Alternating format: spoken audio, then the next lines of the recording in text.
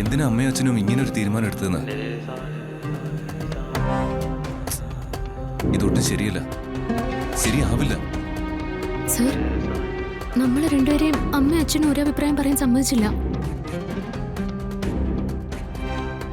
നമുക്ക് അച്ഛനോട് ഇത് ശരിയായ തീരുമാനമല്ലെന്ന് പറയണം. ഇവിടുത്തെ മക്കൾക്കെല്ലാം തുല്യ അവകാശമാണ്. അത് പറയണം, അത് പറഞ്ഞേ പറ്റൂ. അത് ശരിയാ.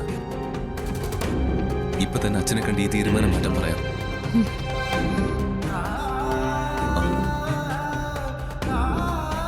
അച്ഛാ, ഞങ്ങള് അച്ഛനോട് സംസാരിക്കാൻ വരായിരുന്നു.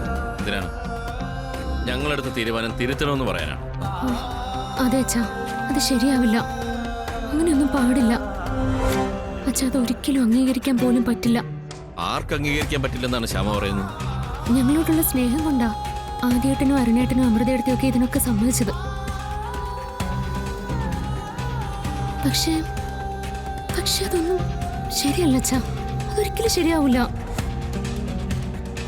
എന്തുകൊണ്ട് ശരിയാവില്ല അത് പറ. അമ്മേ, അത് നിങ്ങൾ രണ്ടാളും ഒന്നും പറയണ്ട. ഇത് ഞാനും അനന്തേട്ടനും ശരിക്കും ആലോചിച്ച് തന്നെ എടുത്ത തീരുമാനം, സംശയമില്ല. എന്നാലും അമ്മ, അത് അഖി, നമ്മുടെ ഈ കുടുംബം ഒരിക്കലും തകരാൻ പാടില്ല. ഞങ്ങളുടെ മക്കളും കൊച്ചുമക്കളും ആരും ഒരിക്കലും സാമ്പത്തികമായി തകർന്നടിയാൻ പാടില്ല.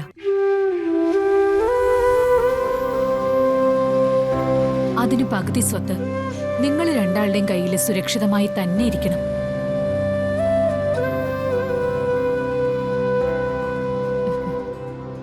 നിങ്ങൾ സന്മനസ്സുള്ളവരാ, മറ്റുള്ളവരോട് ശരിക്കും കാരുണ്യമുള്ളവരാ.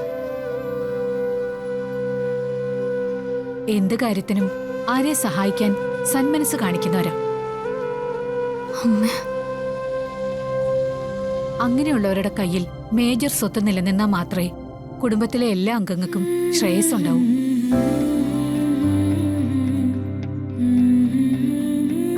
അത് ഞങ്ങൾക്ക് ഉറപ്പുണ്ട്. തുടർന്നും കുടുംബത്തിൽ ആർക്ക് കഷ്ടത വന്നാലും സഹായിക്കാൻ നിങ്ങളെ ഉണ്ടാവും. അത് ഞങ്ങൾക്ക് നന്നായിട്ട് അറിയാം. അച്ഛാ, ഈ സമ്പത്തൊന്നും തന്നില്ലെങ്കിലും ഇവിടെ എല്ലാവർക്കും ഞങ്ങളാൽ കഴിയുന്ന സഹായം എന്നും ഉണ്ടാവും. അത് മാത്രം പോരാ, ആ പകുതി സ്വത്ത് നിങ്ങളുടെ കയ്യിലാണ് ഉള്ളതെങ്കിൽ നിങ്ങൾ ശരിക്കും അധ്വാനിക്കും. അതിന്റെ 10 ഇരട്ടി സ്വത്തുക്കൾ നിങ്ങൾ സമ്പാദിക്കും. അത് ഞങ്ങൾക്ക് ഉറപ്പാണ്.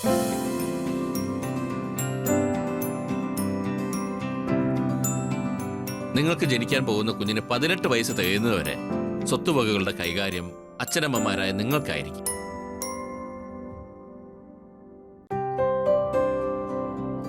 കുഞ്ഞിന് 18 വയസ്സ് കഴിഞ്ഞാൽ ആ ആൾക്ക് സ്വത്ത് കാര്യത്തിൽ സ്വതന്ത്രമായ തീരുമാനമെടുക്കാനും കൈമാറ്റം ചെയ്യാനും ആകും. അതാണ് വ്യവസ്ഥ.